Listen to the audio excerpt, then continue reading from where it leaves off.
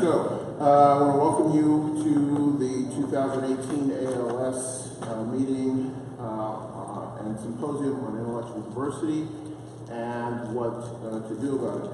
I am Marcus Cole. I'm the William F. Baxter Visa International Professor of Law at Stanford Law School, and I will moderate this distinguished panel. And what I'll do is, as Randy did in the first session, I'll introduce each speaker just before they speak.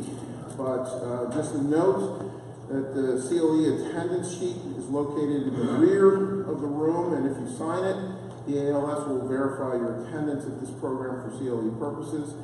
The ALS can only verify your attendance if you sign the sheet. Please refer to the sign-up sheet for more details. And also, we look forward to having your feedback. Please complete the session survey found on the ALS mobile application.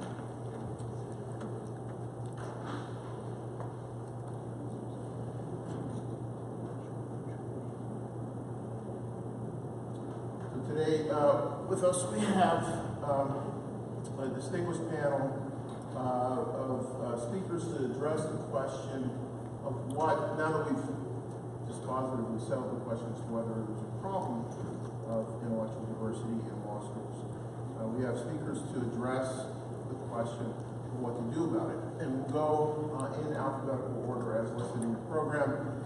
Our first speaker is George Dent.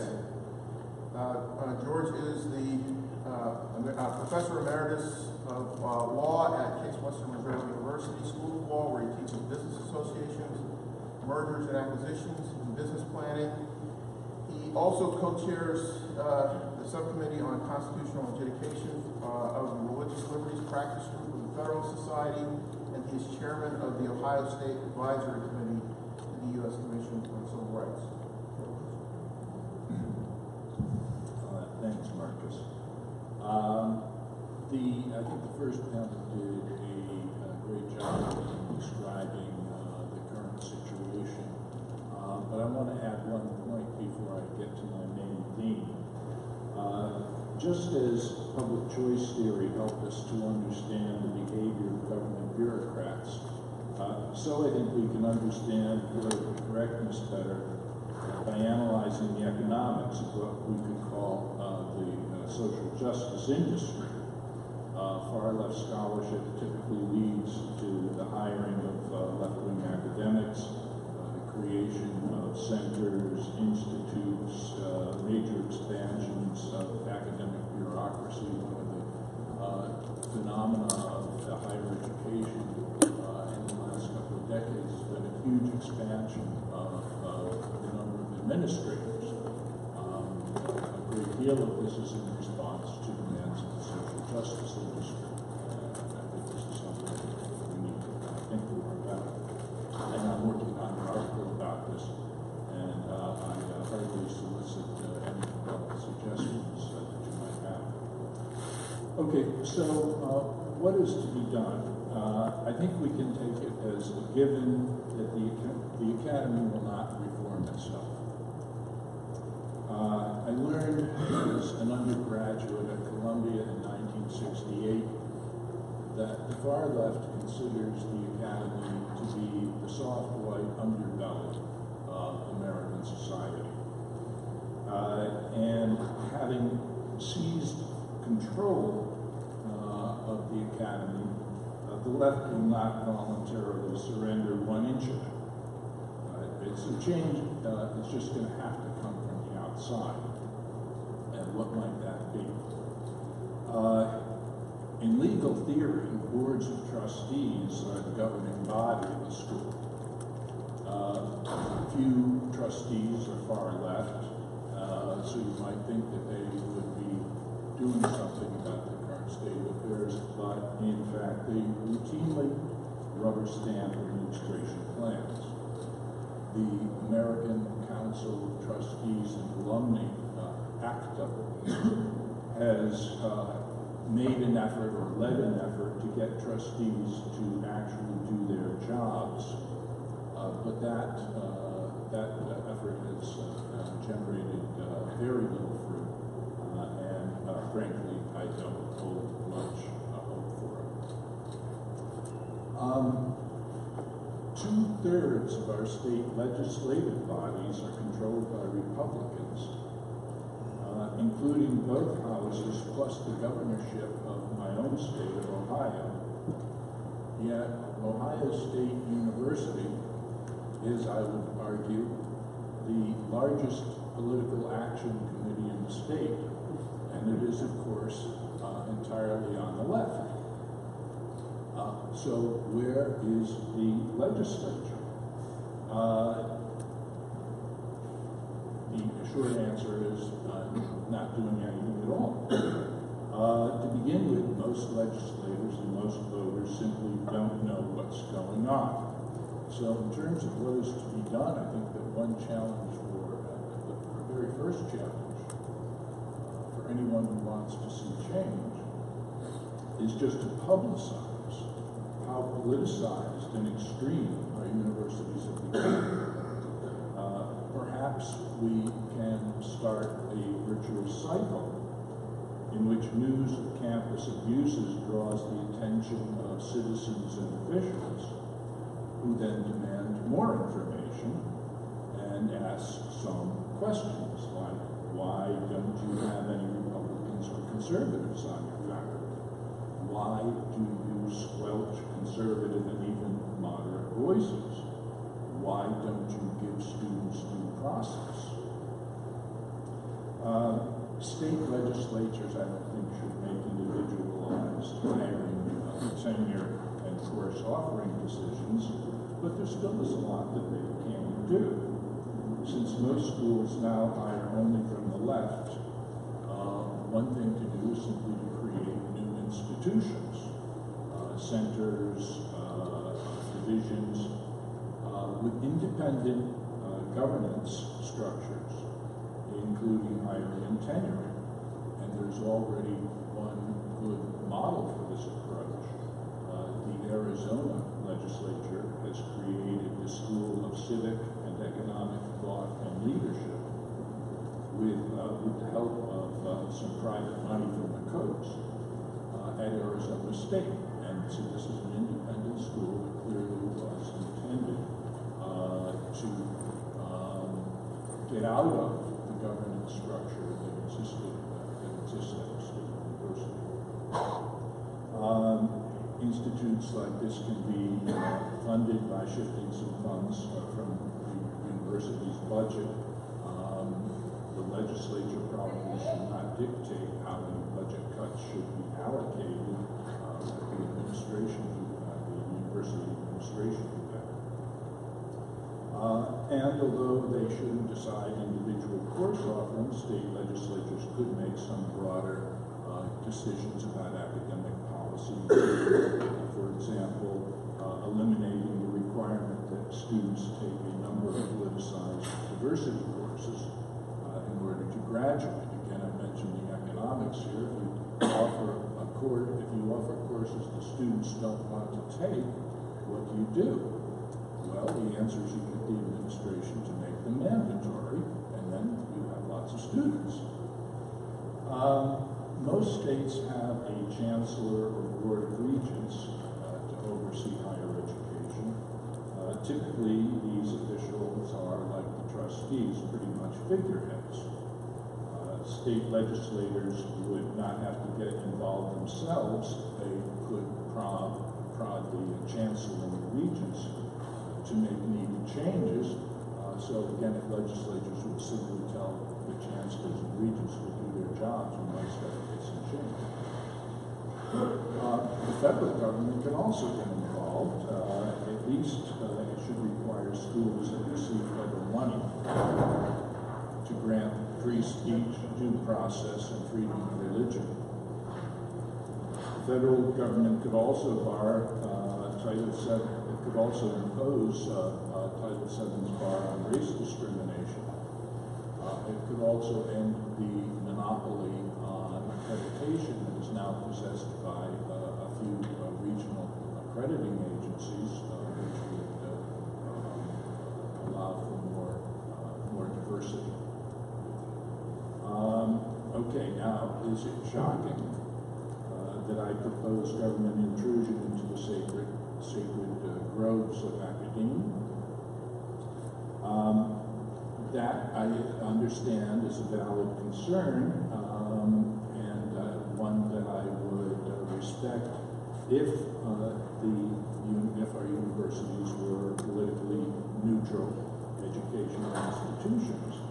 But the dominant left now is overtly and vociferously political. The dominant idea now is not simply an education in the traditional sense, but a commitment to social justice. Well, if that's what universities are going to be doing, it seems to me appropriate that the government get involved. And I might add, how much pushback was there from the universities at the government intrusion in the form of the Dear Colleague letters that came a couple of years ago from the Department of Education? Answer, almost none. I realize that the history of government interference with universities is often bad and sometimes awful, but I simply see no alternative. I see no other source of reform. I realize that what I've recommended is very vague. That's partly because I have only a few minutes to speak, but also because simply the campaign to achieve greater diversity has barely begun. So I welcome your advice. The important thing, I think, is to get started. We can refine the campaign as we go along. Thank you.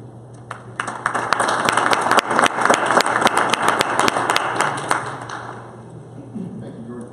Our next speaker, and again, we're going in alphabetical order, and just for the benefit of the audience, each speaker is going to take 10 minutes, and I'm keeping the time here. Our next speaker is Gail Heriot. Gail is a commissioner on the U.S. Commission on Civil Rights and a professor of law at the University of San Diego School of Law, where she teaches employment and labor law, torts and products liability. She's also served as Civil Rights Counsel to the U.S. Senate Committee on the Judiciary and is Associate Dean and Professor of Law at George Mason University. I'm going to stand up here. When I sat down about a week ago to figure out what I should say for this panel, my first thought was, why did I ever agree to do this? The panel is supposed to suggest solutions to the problem of the one-party state on campus. But I am not at all sure there's an easy fix for all this. Granted, when it comes to higher education and to legal education specifically, I have sometimes been accused of being a bit of a Cassandra by my more optimistic colleagues, both on the left and the right. But as I like to tell them, never lose sight of the fact that Cassandra was right. I won't spend a lot of time today trying to convince you that there is a problem. That was more the job of the previous panel, but let me say a little bit. I believe that the lack of ideological diversity among faculty and administrators is a huge factor in the decline of free inquiry on campus. In turn, the decline of free inquiry has had a feedback effect that makes it harder to have ideological diversity. Students and faculty who lean left, they aren't used to hearing from people who disagree with them, and some find it upsetting when they do. They've become exquisitely sensitive these days to what is called microaggressions and hate speech, which all too often is defined as saying something that they don't agree with. Lack of intellectual diversity has thus helped produce the current campus culture of trigger warnings, safe spaces, and bias response teams, where conservative outside speakers are shouted down, all of which is hardly consistent with free inquiry. A survey by Heterodox Academy recently found that conservative students are far more reluctant than liberal students to participate in classroom discussions, consistent with some of the data that Jim Lindgren gave us earlier. To be fair, I think the problem is worse at the college level than it is at the law school level. Less dramatically, the problem has cheated law students out of the opportunity to learn about and get a feel for the different arguments that animate legal and policy disputes today. Conservatives may be rare on campus, but they are not rare in governor's offices, legislatures, or on the bench. If young lawyers don't have a sense of where conservatives are coming from, how will they be able to make arguments that are likely to persuade? How will they be able to identify the weaknesses in their own arguments? I think a useful illustration of this is the 2006 Supreme Court case of Rumsfeld versus Forum for Academic and Institutional Rights, or FAIR, which Carissa mentioned on the last panel. Most of you will remember that FAIR was an organization of law schools and law professors challenging the constitutionality of the Solomon Amendment, which required federally funded institutions to permit military recruiting on campus. The law schools objected to the military's don't ask, don't tell policy. I recall being told by several very self-assured law professors that this was going to be a smackdown for the Solomon Amendment. And I remember listening intently and thinking, really, what am I missing here? Instead, it was a smackdown for legal academia, a unanimous decision in favor of the constitutionality of the Solomon Amendment. Now, Carissa mentioned that on the last panel, that some liberals recognized that the briefs were awful. By the way, I'm not saying the briefs were awful. I didn't read them. But I wonder if they decided that retroactively rather than starting out. So let me get back to the panel's theme. To quote Lenin, George, how did this happen? What is to be done? When I say the problem may be very difficult to fix, I don't mean that things will just keep moving ever leftward. The decreases in enrollment at the University of Missouri, at Oberlin, at Evergreen State, 3 schools that lean so far to the left that they are in danger of toppling over. That suggests there are limits to what high school graduates are willing to put up with. Maybe that's true, that will be true, or has been true for law students as well, or potential law students. Nor do I mean that utter collapse is near, either at law schools or at university more generally. I'm not that pessimistic. I'm not saying that students will soon be deserting higher education in droves, although some might, and some may already have.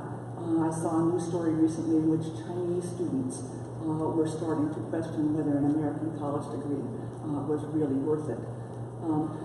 What I mean is that unless things change a lot, American higher education's best days may well be behind it, at least for a long while, and at least outside of the hard sciences. There are a lot of reasons for this, not just its sometimes comical political intolerance, although some of the reasons are arguably interrelated. There is over-bureaucratization and increasing consumerism with endless grade inflation and luxurious student life financed through student loans that all too often can't be repaid.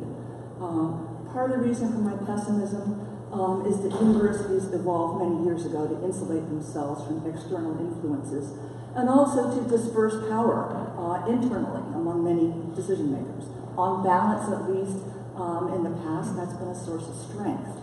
Externally, academic freedom has insulated state universities to some degree from becoming just another source of political patronage for state legislatures or governors.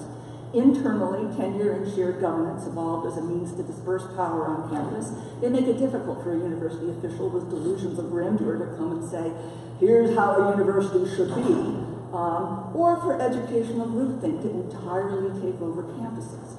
Education is one of those areas of human endeavor where it's hard to measure success, and even with research, it's hard to know where the next big successes are going to be. As a result, education and research are prone to fads, and dispersing power has been a counterweight to that tendency. But it also means that when colleges and universities and law schools go seriously awry, it's especially hard to right the ship. Again, I don't want to overstate the case. It isn't that every university or every law school has gone off the deep end. With law schools, for example, there are some that do better than others at fielding teachers with a broad range of viewpoints. Dan Rodriguez has presided over 2 of those institutions, I think, that are better than average at this, the University of San Diego, that is my institution, and Northwestern. So again, what is to be done? Should trustees and state legislatures exert greater control over universities? Yeah, I think probably they should, particularly the purse strings here, but it needs to be done with an extremely light touch, and therefore the effects are likely to be modest. If conservatives on campuses ask these institutions to come out with their guns blazing, the conservatives may end up being very sorry that they asked. A better approach might come from reducing federal influence over higher education. For example, a university that's not in compliance with Title IX will get its funding cut off, and rightly so. But what is viewed as a violation of Title IX these days has gotten way out of hand. When Title IX is being interpreted in ways that tend to stifle free inquiry, when it's being interpreted in ways that deny any semblance of due process to those accused, you can bet it's being misinterpreted. That's just one example. Right now, many talented conservative lawyers would just laugh if I suggested they go into academia. Things would be different if the atmosphere on campus improved. But they won't be different until it does. Changing that culture, I believe, is job one. Should a law school go out of its way to hire conservatives? I would be happier if they just stopped going out of their way not to hire conservatives.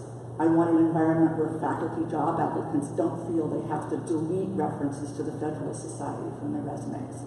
But I doubt this is going to be happening anytime soon, particularly at the schools that need it most. For one thing, there's not that much hiring going on.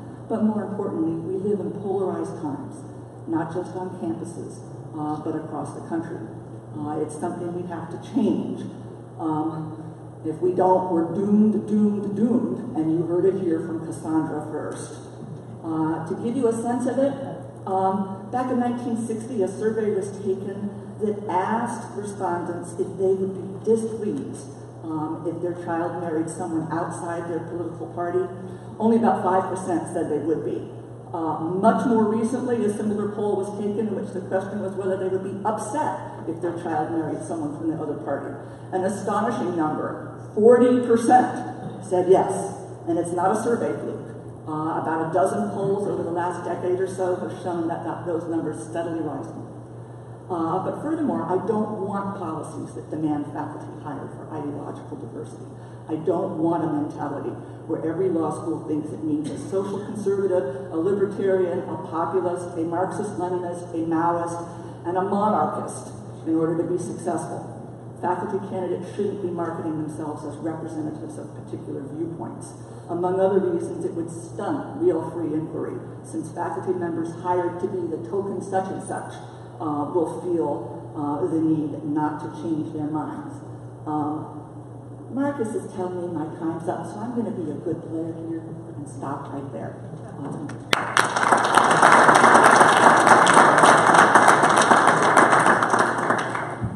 Well, since, not just because Gail referenced him, but because he's next in alphabetical order, our next speaker is Dan Rodriguez. Dan is the Dean and Harold Washington Professor of Law at Northwestern Pritzker School of Law in Chicago. He's also served as president of the Association of American Law Schools and, as Gail mentioned, as the Dean of the University of San Diego Law School. He's currently serving as a council member of the American Law Institute and a member of the newly created ABA Commission on the Future of Legal Services. Yeah. Thank you, Marcus. Thank you for inviting me to be part of this panel. I certainly associate myself, although unfortunately I missed the morning panel because of conflict. I strongly associate myself with George and Gail and what I'm sure and what I am confident was the message from the panel this morning about the imperative and the value of intellectual diversity. We see this through the lens of its value for society, which both the previous speakers spoke to, but inevitably we also see it through our own lens, and my own lens begins as a young baby law professor at UC Berkeley, hired in the late 80s, who wanted to have the usual, pre-email, right? Congratulatory notes and welcome aboard and all of that. I had all of that, but I also had notices that revealed pictures in the paper of student protests. Some of you may remember the late Clarence Pendleton. So there was photos of me on these posters saying, from the people who brought you Clarence Pendleton, Dan Rodriguez, former member of the Federalist Society. So as many others, we all have our anecdotes and our experiences, but I still remember that. And so that there has been so little progress, not none, but so little progress in that I think is problematic. But on to the what is to be done. I think that the question that George raises about external influence is a meaningful one. I suspect, and this could wait to the Q&A, that we would have a different perspective about the value of state legislatures. I might have myself had a different perspective, but for my 4.5 years in the great state of Texas, see the impact of regents in that state. But that's a digression. I think the one that I want to focus on just briefly before turning to the intra-institutional elements and aspects of improving the situation that is within law schools, is to say just a few words about the AALS in that connection. I'm aware of the fact I'm on a panel with Kellye, Testy, who also served as president of the association. So I want to say 3 quick things about the role that the AALS can and should play within this issue and addressing this. First, let me just say at the outset, the AALS can and should play a constructive role and an even more proactive role than it historically has been. That, to me, entails 3 basic claims. One, none of them particularly novel or original to me. One is we ought to, as an association, and through our membership process, examine and, where necessary, interrogate member law schools to ensure that they are complying with our core values, which include academic freedom and opportunities for exchange of viewpoints, including alternative viewpoints, whether framed in terms of intellectual diversity, viewpoint diversity, and the like. That is, seems to be a quite proper role, an important role, and perhaps, frankly, an underplayed role with respect to the processes by which law schools become not accredited, but continue as members of the association. Second, we should, as an association, the AALS should model that behavior in its own functions and performance. That is ideological diversity in its programming, in its activities, in its membership, not only within law schools. It is, after all, an organization of member law schools, but it does many things with many tasks with law professors. So whether it's membership on the executive committee, program committee, and other endeavors, AALS could probably perform the most important function by modeling this behavior in its own functions. And let me also say admit that there are various ways in which the association has fallen short. I would be remiss if I didn't take this opportunity to thank, in particular, George Dent and many other colleagues with whom he has worked for keeping our feet to the fire, institutional feet to the fire. I know that George and other colleagues have been disappointed with the inadequacy of the progress that's been made within the association, but I will say, from the vantage point of someone who's been deeply involved in that, the progress that has been made would not have been made and not have been possible but for the efforts of Professor Dent and many, many colleagues who continue to push the association to make greater progress. Let me turn, though, from the AALS to some suggestions. Again, not world-shakingly novel, but I think important for us to remember as faculty members and as deans. I think that there are 3. Hopefully, they'll be obvious to the point of being banal. But I'll also say that I believe, and I think all the panels would agree, that in many respects the proof is in the pudding, that we still have progress and ways to go within our law schools.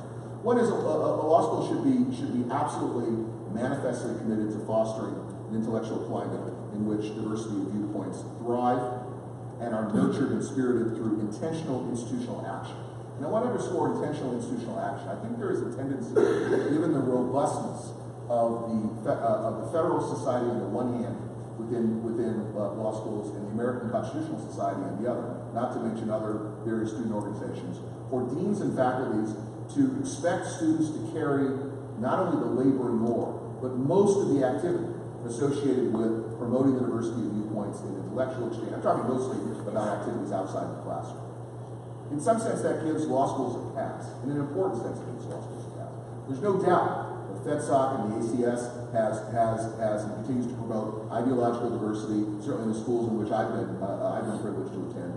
But that's not enough. And so intentional institutional action means action on the part of the law school itself, from the very top throughout the components that make up its its infrastructure. Second, again, obviously, promoting freedom of expression and civility of discourse is important. That means speaking out about its value. That means modeling that kind of behavior. That means pushing back efforts to resist those freedoms and the ability to express views in that regard should persist. Should be important. I'll say another word about that in my conclusion. The last suggestion is finding common ground and facilitating opportunities for collaboration across political divides. One of the activities that I'm the proudest of had very little to do with me, other than me giving my imprimatur and blessing as dean, is the Federal Society of the ACS came to me a little more than a year ago from recommending a day of civic action where we would not have classes on election day. Those two organizations would send individuals, students and faculty members, I myself did this as well, to polling places and to be involved in the activities of the election. Small symbolic importance, but nonetheless an example, a manifestly good example of the ability of folks across the divide to promote that activity. I want to say two things that are maybe a little more provocative than what I've said thus far that are also under the rubric of constructive suggestions. And number one is university leadership throughout the university should model respect for intellectual diversity, even to the point of not only permitting, but facilitating where appropriate disagreement.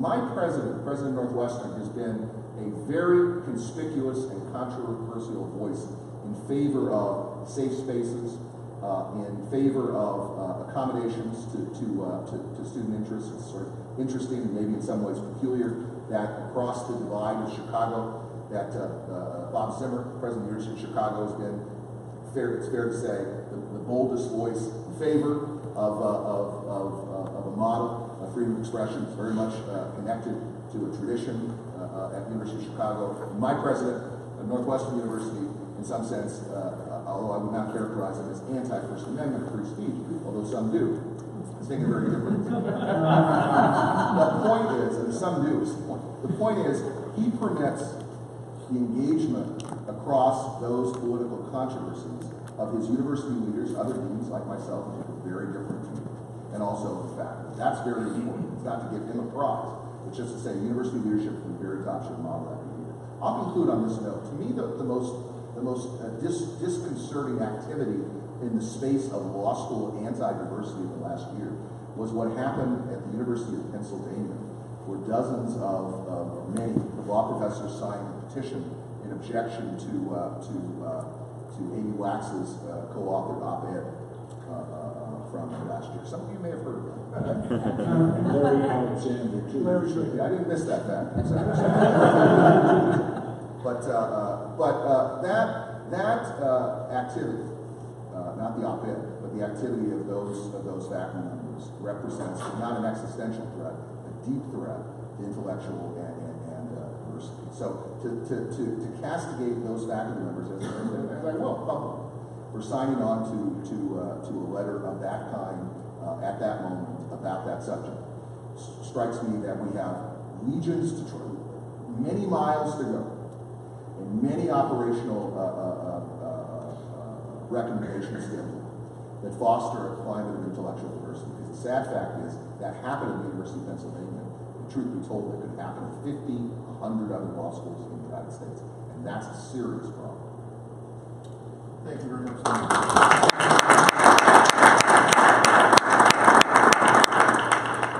Our next speaker to my far right, geographically anyway, is Steve Sanders. Steve is a professor of law at the Indiana University Maurer School of Law, where he teaches constitutional law, family law, and constitutional litigation. He's an experienced Supreme Court and appellate litigator, having participated in landmark cases involving same-sex and transgender marriage, including Obergefell and versus Hodges.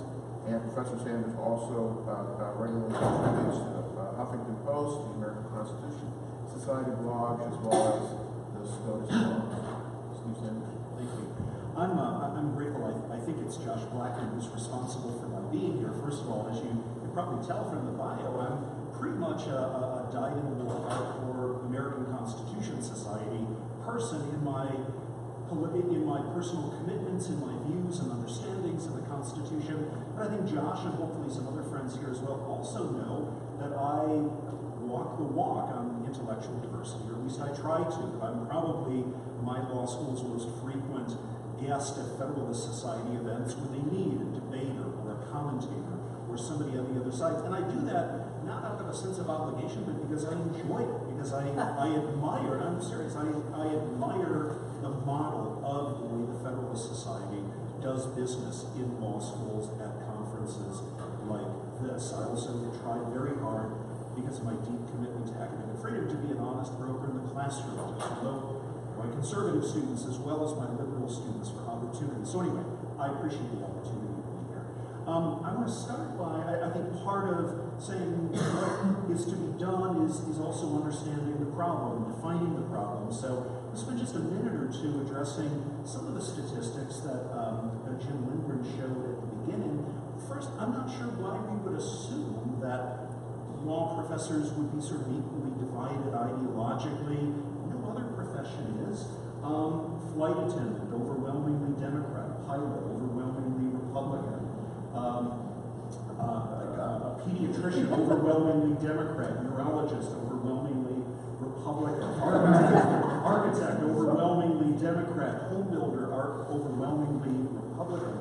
The implied assumption to some of what Jim said, I think, and some of the remarks in the panels, is that political conservatives and political liberals are equal in number and are similarly situated at the entry point of the profession, and so it must only be hostility, discrimination that is causing this disparity, rather than differences in interests and motivation and prior preparation and aptitude and education and mentoring and upbringing and values. I've heard a lot of sort of assumptions and frankly victimization today that I think many people in this room would not accept uncritically if it were coming from women or members of racial or ethnic minority groups. I don't know why we would expect the law faculty to align with the national demographics in terms of who they voted for. If you look at those with postgraduate education, 58% voted for Hillary Clinton, 30% voted for Donald Trump. My own law students are lopsided, the people coming into the pipeline. So I teach at Indiana, not a wildly liberal place. I poll my students every year, my constitutional law students, about their political affiliation. I say this is optional, but it helps me, gauge cold calls and so forth. So last year, 55% of my students identified as liberal or very liberal, 18.5% in the center, 20% as conservative or very conservative. So something, there's difference in who decides to go to law school, what their motivations for doing so are. Final point on this part of defining the problem. We've spoken a lot today about underrepresentation of people, but I think we haven't given enough credit to the influence of and the ascendancy of conservative and libertarian ideas. I regard the Volokh conspiracy blog as perhaps, certainly one of the most influential, if not one of the most popular, widely read blogs among all law students. I've listened to uncounted Federalist Society speakers in the past couple of years, tell us about how Justice Scalia rewrote the face of American law in all sorts of ways. We've had new understandings thanks to the work that Randy Barnett has done about the nature of the Commerce Clause. Even things like birthright citizenship are up for debate and discussion in ways they weren't maybe 5 or 10 or 20 years ago. So I think that legal conservatives have had a huge success in influencing ideas that the legal academy has to deal with, even if some of the people who have to deal with them don't necessarily agree with them. Okay, on the topic of what is to be done, I totally agree that there are lots of liberal faculty. I have many colleagues who are not open-minded and who do not model the kind of values of inquiry and valuing intellectual diversity that I would like to see. But most of them aren't in the room. So let me just throw out a couple of thoughts about what I think might be holding back the progress or acceptance of legal conservatives. One, affiliation with the National Republican Party. We have, the Federalist Society people I know are vibrant, intellectually committed to ideas, open-minded, interested in engaging, but correctly or incorrectly, I think in the eyes of many of my colleagues, they're tied to a National Republican Party, which is intellectually bankrupt, which does not have ideas, which is hostile to science. It's not just Democrats or liberals who call the Republican Party the stupid party. Bobby Jindal said that in 2012.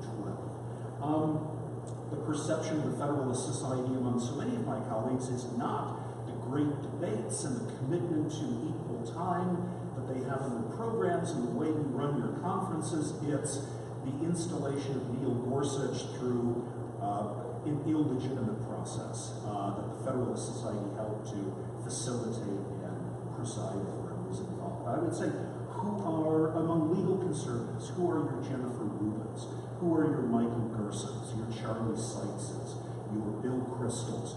Who among legal conservatives is willing to stand up and challenge much of what the Trump administration is doing, much of what the modern Republican Party stands for? I suspect that many of you are uncomfortable. Many of you are closer to the views of those people I mentioned than you are to Mitch McConnell or Donald Trump, but I don't hear a lot of people speaking out about that. And so, to the extent that the legal conservative movement continues to be tied to a national conservative and Republican movement, the Republican Party, that is increasingly seen even by many of its own longtime stalwarts as bankrupt and corrupt, I think that's a problem. That it may be unfortunate, it may be guilt by association, but I think there is something to that.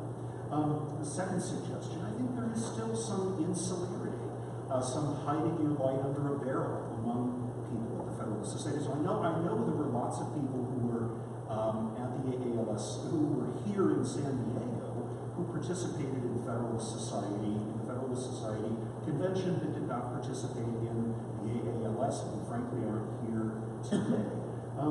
Many vibrant junior scholars. I talked a little bit with Randy about this before the panel. I know there's a perception at AALS, there's a lot of cronyism, and the section chairs invite their friends to be a part of programs and so forth. Sure, there's some of that, but I hope that's changing, and I hope that, some of the brilliant young conservatives that I know, could push back against that, could get involved at the ground level, could engage in the kind of networking that the Federalist Society has promoted in other ways, so that they do get invited to other people's law schools to do workshops, and they do get their ideas and conservative people, more conservative members of the Legal Academy, more fully integrated into law schools. I think there's been a tendency of conservative legal scholars to cluster around a number of very good law schools, Dent, George Mason, Pepperdine, University of Chicago, to some extent Northwestern, not because they can't, certainly not because they can't get hired by other places, but simply because those places are more compatible. I talked to a very smart, very accomplished young Federalist Society member yesterday who's moving from a more liberal law school to Notre Dame, just because it will be a more conducive environment personally and in terms of scholarship and things. So again, I think there are many conservative scholars out there who are sort of clustering together. Finally, who are clustering together and thus limiting their own exposure, their own ability to interact, to network, to cross-pollinate ideas with members of the school faculties. Two very short final suggestions. I think probably one solution is better mentoring at the undergraduate level, the people getting into the pipeline to go to law school. In my experience, anecdotally, tend to be heavily influenced by liberal professors at the undergraduate level who are going to law school to save the world. And so to the extent there is a discrepancy in the pipeline, a shortage of the number of young conservative intellectuals going to law school, better mentoring at the undergraduate level, however that can get done, may be a solution. Final suggestion, because I'm out of time. my perception is our law school administration is not hostile to the Federalist Society, but that many of my faculty colleagues are just sort of indifferent to it. When I was at Michigan, both as a student and as a vet, I saw there the chapter do incredibly successful outreach, really a sort of charm offensive, to get to know the faculty, to invite members of the faculty to Federalist Society events, to invite them to participate. I think that had some effect, and so to the extent that the student chapters, and I know this is not a Federalist Society event, I feel like I'm talking to a lot of FedSoc people. There are ways just through connection and human interaction and bridge building and old-fashioned politicking, I think, for the student chapters of the organization to build their presence and their credibility and cultivate ties at the law schools that will spill over into some larger benefits for the university. So thank you for allowing me to do this. Thank you.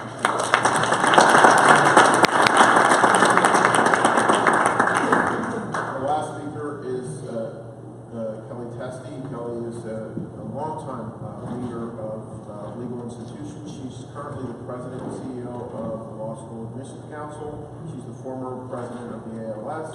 She's also the former dean at the University of Washington School of Law and the University of Seattle, and she's a renowned scholar in corporate law. But she's also known throughout the academic and legal communities for her dedication to the rule of law and her commitment to justice and equality. Thank you so much. I want to begin by thanking George for inviting me and thanking Randy and George both for the ways we've been engaged with each other on this issue over the course of several years. And I want to note that as I begin my remarks today, I just confess up front, I am a big believer in intellectual diversity. And it's why, together with Dan and all of you, I think we have made some progress together, and I look forward to continuing that work. I know that AALS is certainly eager to help further the appreciation for the importance in the Academy of intellectual diversity. And today what I want to do in the few minutes I have for my remarks is to suggest not a governmental approach to this issue, but more an inside our law schools approach that I think may be helpful in furthering our emphasis upon intellectual diversity. And I want to begin by suggesting that the first way that I think we can do this together, and I agree with Dan that it has to start with the dean from the top inside law schools, is I think there should be a very, very strong culture of what I call putting students first. As a dean, anytime I thought we were getting lost in terms of what we should be doing, I said, let's come back to why we are here for our students. And so I think this will help in this sense. We need in our law schools today the best, the brightest, the most devoted, capable people in law. We all know that we have a lot of ground to cover in making our legal system better. And the only way we're going to do that is if we make it clear that students from all viewpoints, all walks of life, are welcome and wanted in our law schools. And I want to go more than that because it's never for me been enough that we just focus on access to education. We also have to focus on attainment, helping our students thrive while they're there. And the only way that that happens is if a student feels a sense of belonging, feels that they are welcome, that they are free to express their views, and that they won't be penalized for those, and that they'll be encouraged to debate and have dialogue, and especially, my goodness, in a law school. So I think one of the ways we can help is by really refocusing our work in legal education on bringing into our law schools the great students and then helping make sure that they're all thriving while they are there with us and then on into the profession. I think there have been some ideas about how to do that mentioned on the panel. We can take that up more in questions, but keeping that lens, what's good for our students, and focusing upon that, I think, is a really, really good place to start. The other thing that I think we need to put first, if you will, is I think we need to put first a focus on ourselves as faculty, as teachers and scholars, rather than a focus on ourselves as professors. Profess means that you've got one thing and you're just going to profess it in some ways. It's easy to kind of get into that mode. we've talked today about how important it is to have that critical stance, to have an open mind for ideas and to value the exchange of them. And I think when we focus on our role as teachers, we know that we have to create a classroom where that happens, where there are a lot of ideas exchanged, because I've never yet met a problem that's not better solved by looking at it from many, many angles and from viewpoints. And so, likewise, our focus on being scholars and thinking about that critical distance we keep from what we may think is right, but knowing that we need to test it, and we need to test it especially by people who don't see it like we see it. So I think focusing upon students, focusing upon ourselves as teachers and scholars can help us do that. And then the third thing that I want to note and that I think we need to focus upon in terms of the first is the welfare of our society and the health of the rule of law.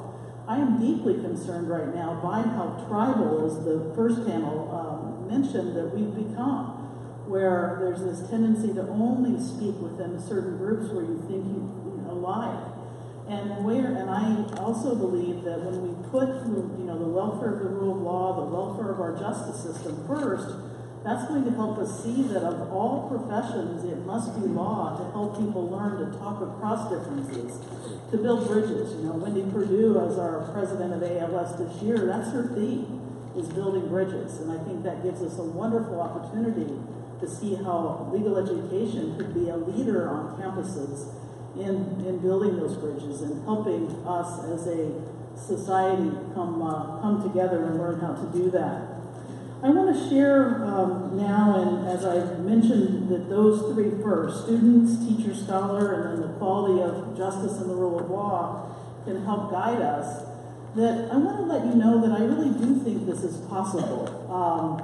I have, as a dean for now almost 15 years, thought a lot about this in terms of, can you create this kind of an environment? It's not going to happen without effort, that's for sure.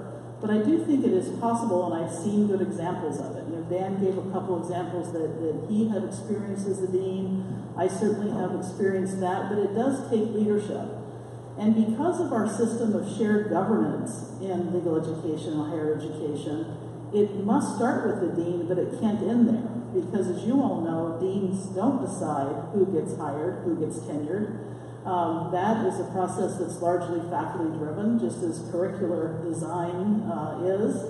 And so this is going to take us working together as administrators and faculty to make the kind of environment within our law schools where intellectual diversity can indeed flourish. And that's something that I know is cultural. Culture doesn't change in an instant. It will take time, it will take work, it will take talking about it. I think this this panel today is a wonderful start.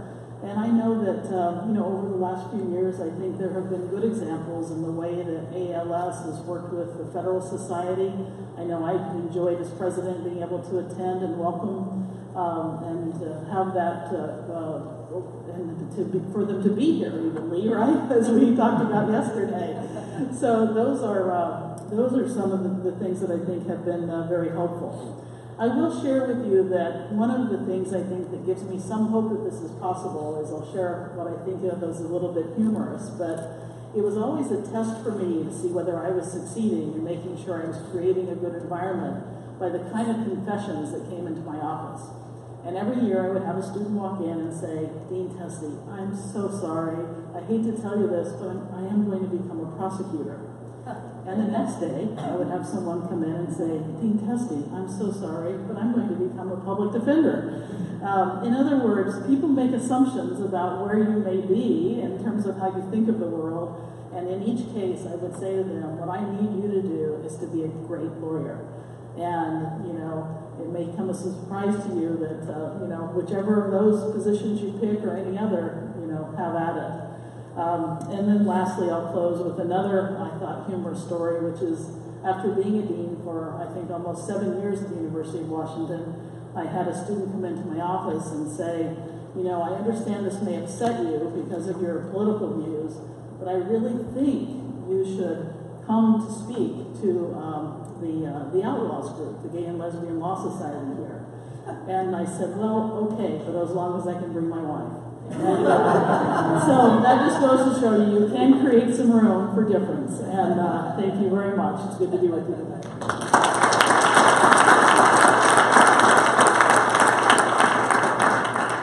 Okay, with that, we'll open it up for questions, but I want to start with Bob Cottrell, who was waiting patiently for the first panel. And as you pose your questions, we'd ask that you pose them from the microphone so that these can be recorded for the audience.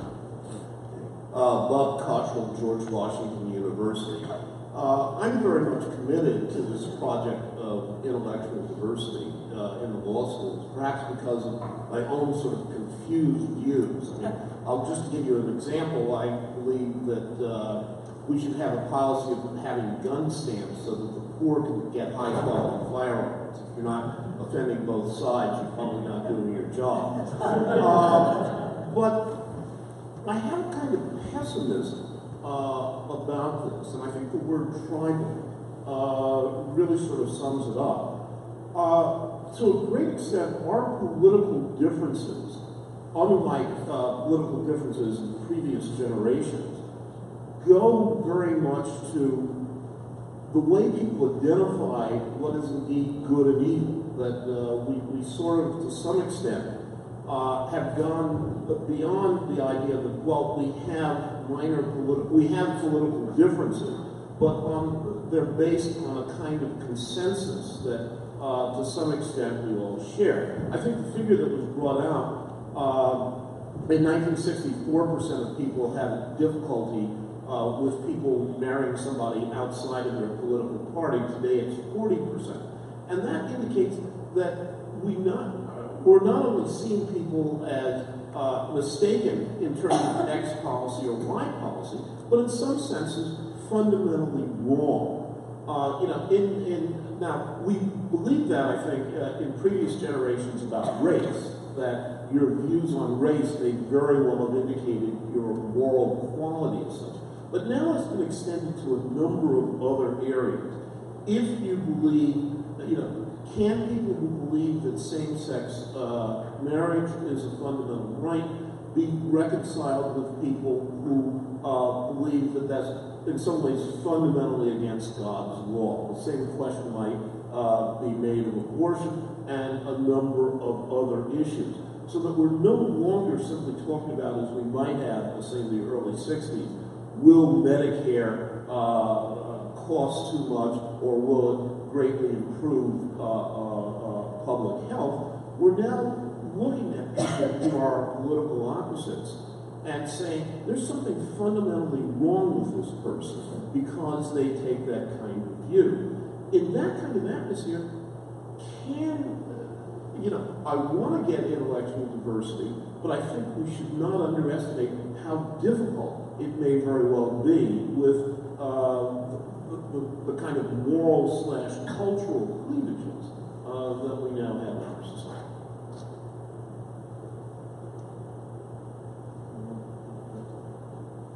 Well, 2 points. One is that I think both Dan Rodriguez and Kellye Testy gave a partial answer to that question by stressing the importance of leadership. The lead has to be taken by the people at the top. The second, and I think this was referred to in this morning's the earlier panel, is that the hostility tends to be greatest when you don't know people from the other side. And I think of the experience of conservatives in academia is they had a hard time getting hired, but once they got hired, everybody said, oh, you're really not so bad, are you? You're a good scholar, you're a good teacher. And so I think to the extent that, I think that if we started to move in the direction of solving the problem, it would then tend to accelerate on. The improvement would accelerate on itself. Let me add, welcome to the Cassandra Club. I share some of your pessimism, but I also agree with Dan and Kellye that leadership makes a difference. And I agree with myself that structural legal things make a difference, like what does the Department of Education telling colleges and universities they should do, how much autonomy are we allowing colleges and universities, because I think that more autonomy for colleges and universities vis-a-vis the federal government is going to make more intellectual diversity at some schools. You know, others will continue down the road they're doing now, but some schools will become more diverse in terms of their intellectual content. And we are spiritual brother and sister in this. Yeah, Larry Alexander, University of San Diego. By the way, I much agree with what Conrad just said. I have a pessimistic diagnosis, not much of a prescription. Actually, I think there are two basic problems that I've observed. Here I'm going to channel my sometimes colleague Stanley Fish on this. The universities have seemed to have taken on the idea that they are to promote some end, social justice, and so forth. George referred to this briefly in his remarks. I would say, to channel Stanley Fish, that's not our job. Our job is to get at truth about various things in the world. It's to make normative arguments according to disciplinary standards. I think one of the problems in law schools, and it's much exacerbated in the humanities and the undergraduate schools, is the weakening of disciplinary standards. There are various reasons why this has occurred. But once you decide that your mission is to save the world, then you don't, anything that advances that becomes fair game. And disciplinary standards tend to go out the window once that occurs. When we write op-eds, we are not functioning as members of the discipline. We are giving our views as citizens about things, and that's fine. That's what you do as a citizen. But when you are in a university department, you have disciplinary standards that by which you are judged, which you should judge yourself, and the views I come out with as a scholar, I don't think are going to save the world. I wish they would. I don't think they will. They may make it worse. That's not my job as a university scholar, is not to save the world. It's to follow where arguments and evidence lead, wherever they do lead. And they may not lead to nice things. I think that there are a variety of causes of this. I think a lot of identity politics have entered in, and that has weakened disciplinary standards. But I think the idea that we have some sort of mission to improve the world in some way gets in the way of disciplinary standards. I think I don't worry so much about the ideological divides. I think they are a symptom of just the weakening of the disciplinary standards. Just a small point there, but wouldn't you agree at your law school and so many of the other law schools, in law schools, maybe as distinct from teaching physics and even aspects of the humanities, some of what goes on in the law school is in fact conspicuous ethics. That's a cul-de-sac, right? A separate debate of whether they should be more broad or should be broader. We're talking about clinical education in particular. Your colleague Bob Feldman has an organization, he works on an organization that whether he would describe it as saving the world or not is conspicuously advocacy and is seen as part of the educational mission. You're not discounting the value of that. I'm not discounting the value of various things that go towards improving social situation. I don't view them as primarily academic.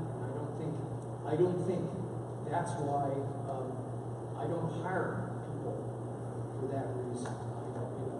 If that's what they do, they're doing that as citizens. I don't see them as doing that as academics. But they're your colleagues. They are my colleagues.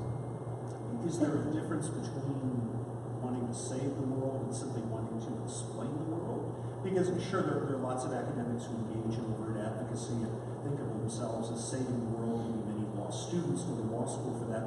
But I think that the law professors who do the kinds of things you do feel an obligation. Now, too many professors think they're public intellectuals and have a license to comment on anything, but I think many academics feel that part of the public service mission is to explain complicated issues to people and to give the public the benefit of academic expertise if it can be translated in a way that people can benefit from and understand. I think that's a fundamental part of our public service mission, is not to keep our research findings and our scholarly expertise to ourselves, but to share them. Yeah, I just think the service aspect is separate from the academic aspect. Yeah, I'd like to comment on that. You know, the term social justice warrior is kind of new, but there's always been law students, first-year law students coming in and they're raring to go and they're feeling very passionate. And I've always felt that it was the first job of a law school to tamp down on that a bit, to say, okay, I know you want to save the world, but have you thought of this? Have you thought of that? And to show them that it's really a heck of a lot more complicated than they realized, and that a desire for justice did not actually start on the day that student was born. And that's really a very, very important part of law school. And I think that in my first year of law school, they did a pretty good job of tamping that down on me and other students. And you can say, gosh, I admire, your passion, but the truth is, I really don't admire that passion. What I admire is somebody that's willing to look at all sides of that and to recognize that it's complicated. And before you try to save the world, you better try to figure it out a lot better than you have so far. Jim. So, Jim Lindgren from Northwestern, again, I apologize for that, but Steve Sanders did treat us with enough respect to go after us with some vigor. So I did want to respond to a bit of it. One of the things he pointed out was that the law profession leans left overall. And it's definitely true. And that's why the Monica group compares law professors to other lawyers. My data explicitly compares law professors to other lawyers. And compared to lawyers of the same age, Republicans are about 35% of parity with lawyers in the data that I have. And, African Americans are twice their numbers in the practicing bar. So those are big differences. And then, if representation was at 25%, such as you suggest your students were 20% in some additional monitor, we wouldn't be realistic. If most schools look like Virginia or Northwestern even, we wouldn't be. It's only because most schools do not look like Northwestern and Virginia that we're here. And the other thing is that you repeated something, and obviously it's said so many times by so many people in so many different ways that certainly can't be faulted for believing this. But this idea that Republicans are anti-science is complete biased nonsense. The National Science Foundation has a science test that they give every 2 years. And in their data, they ask science knowledge questions, and Republicans score higher than Democrats and have forever. Now, it's getting very close, but I thought about this at Bollock once, and I just checked it just a couple minutes ago. Most Democrats do not know that the Earth goes around the sun and it takes a year to do so. The first question is, does the Earth go around the sun or the sun go around the Earth? You'd think that more than 70% of Democrats would get that right, but that's all it is. They were smoking weed. Okay, yeah, that's a good explanation. And then they are asked whether it takes a month, a month, or a year. And combining the two answers together, less than half get it. The Republicans don't do much better, but they do better. On the science knowledge test, they're better. So then is it hostility to science? It all depends on how you measure. If you're talking about climate change, absolutely you're right. But if you're talking about genetically modified foods, vaccination, irradiated food, or DDT in Africa, you have potentially millions of people dying because people are anti-science. And I would say more relevant than this, law schools and universities are anti-social science when they ignore the social sciences, suggest that holding meetings to try to increase sensitivity does not work. It's one of the worst things to do. Then people are walking on eggshells. They don't feel comfortable around each other. The two institutions in our society that do the best on racial, getting along with other races, the military and sports. And that's because they have a mission, and they all pulling together for the mission. And there's not a lot of research on it, but pretty much all points in one direction. And yet schools still ignore it because that's not the social science. Just to respond briefly, and I think we're talking about slightly different things. I'm not making an argument about individual people, or you referenced Hughes earlier. I'm talking about the positions and the ideologies with which the National Republican Party, the conservative movement as we have it today, is aligned. And I just think it's hard to deny. Now, maybe it's because climate change and issues like evolution get disproportionate attention, but I just think it's hard to deny that the Republican Party has associated itself with a sort of cause of skepticism towards science and a sort of anti-intellectualism. Maybe you may disagree with it, but Tom Mann and Maurer wrote famously a couple of years ago, and I think they're pretty mainstream folks. The GOP has become an insurgent outlier. It's ideologically extreme, scornful of compromise, unmoved by conventional understanding of facts, evidence of science, and dismissive of the legitimacy of its political opposition. If we accept for sake of argument that that's a correct description of the modern National Republican Party, my point was I think that many intellectually vibrant and talented legal conservatives are being hurt by association with that. I do understand that argument, but I assure you it'd be very easy to find very similar, sober, extremely negative comments about the Democratic Party and from where it's going. I have to say, I don't completely disagree with you. I actually donated to Hillary Clinton this last time, but it really and obviously we saw in the data that there are more people who are willing to desert the Republican nominee than usual because of it.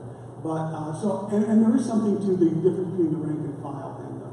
I just want to also jump on that. I was going to say I want to push back a little bit to Steve's suggestion in his comments that there's almost caricatures a little bit, almost a duty on the part of the small handful band of conservatives in legal academia to rise up every time Trump tweets something or every time some outrageous thing is said by the Republican Party. I don't know if my Democratic colleagues have the same sense of duty when Bernie Sanders says something crazy or wacky or anything like that. I would suggest that is putting a fairly significant onus on conservatives and libertarians that may have their views that are not manifestly connected to their body of research. And I further say that I understand, sometimes as Randy and others know I'm less sympathetic than I ought to be, but I sort of understand some sense of siege mentality where a very small group of conservatives and libertarians in legal academia don't want to have a spotlight put on them any more than a scholar of color, I can tell you from experience, basically is asked every other week, what do the Hispanics think about this issue? I couldn't find out any others to ask, and you're the one on the faculty, so maybe you'd like to disavow yourself from what Che Guevara said 6 years ago. And I don't think I said that every conservative has an obligation to jump up at every Donald Trump tweet. What I was saying, I can't think of any sort of legal conservatives who have spoken out in a principled way against things this administration has done that they probably think are wrong. And you read Bollock, the never-Trumpers who are conservatives on Bollock and libertarians on Bollock, they go after Trump's views all the time. Can I just ask you a question on that? Would you put the same standard for liberals? I think, for example, whenever you may think of abortion generally, third-term abortion is the taking of a human life. Bob, can you use the microphone? Oh, sorry. Well, no, never mind. We've got other people here. Yeah, that's a fair thing. But how many liberals? I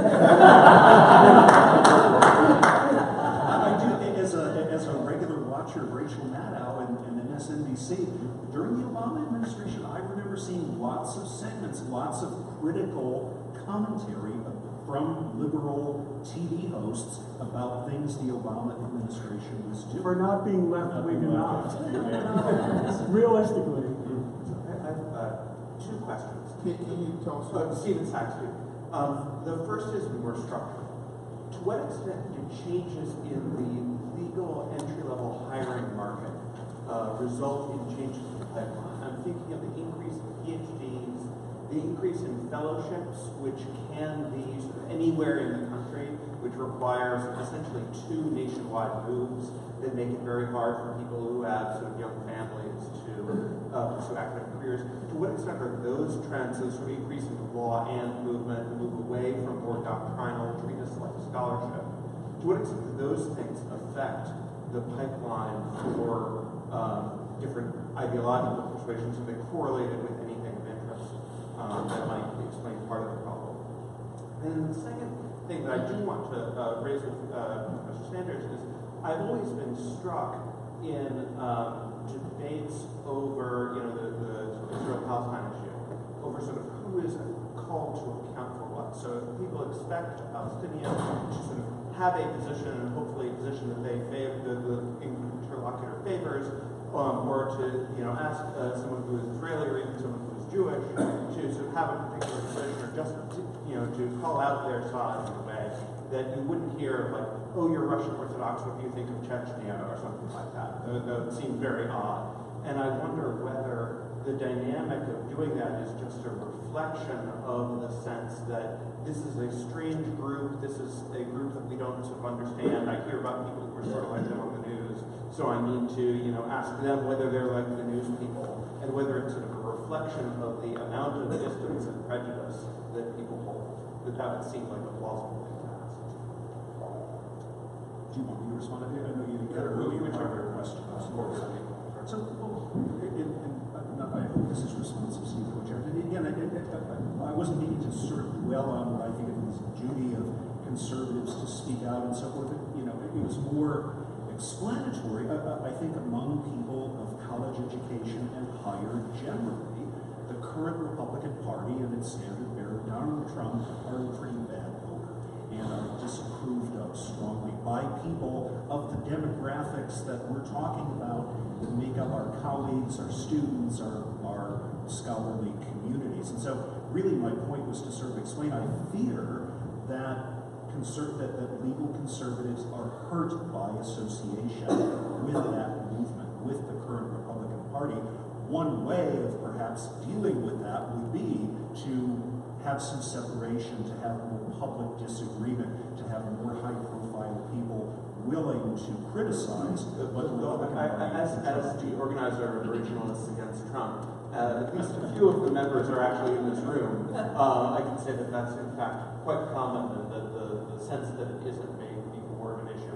And I would encourage you to have that conversation not just among fellow originalism conferences, but to be writing op-eds and to be out there and getting on TV with that view. That's how you influence ideas and influence perceptions, I think, outside of the vibrant intellectual community that you have. I'll address your first question just a little bit. I think your question is a great one because it highlights for me that we've had an interesting confluence. At the exact same time, there are more calls for hire this person, hire that person, all the categories you listed and more. Hiring overall has stagnated a bit. And so what it did is it made every slot much more contested.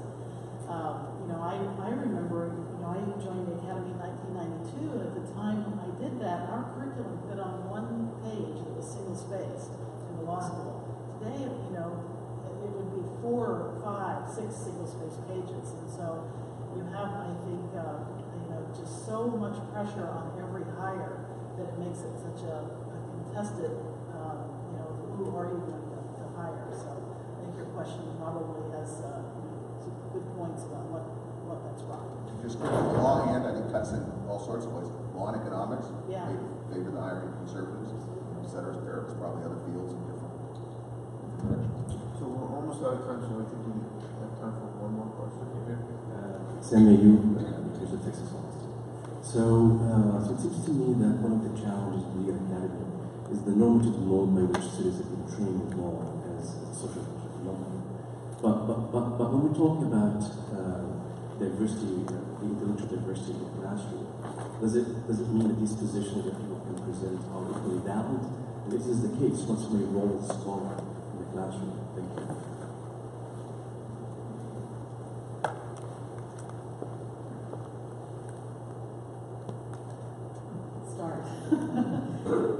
I think your question really goes to a hard point that we're all talking about today, and that is that if what you want to say is that there should be freedom to really argue about everything, the question is there a point where there aren't any other defensible arguments on the other side? I don't know. Which those things are. I think we probably have some disagreement about what those are. So it's. But I do think that there's an awful lot of space before we get to that point of being able to really foster a very diverse discussion of so many issues in a respectful way where to disagree is not to be disagreeable, and you can really foster some intellectual diversity, viewpoint diversity, along the way. I want to refer, if I may, again to the wax controversy and to make a point that I think goes to that. And I mentioned the petition and the letter and all of that. I'm sure many of you followed this.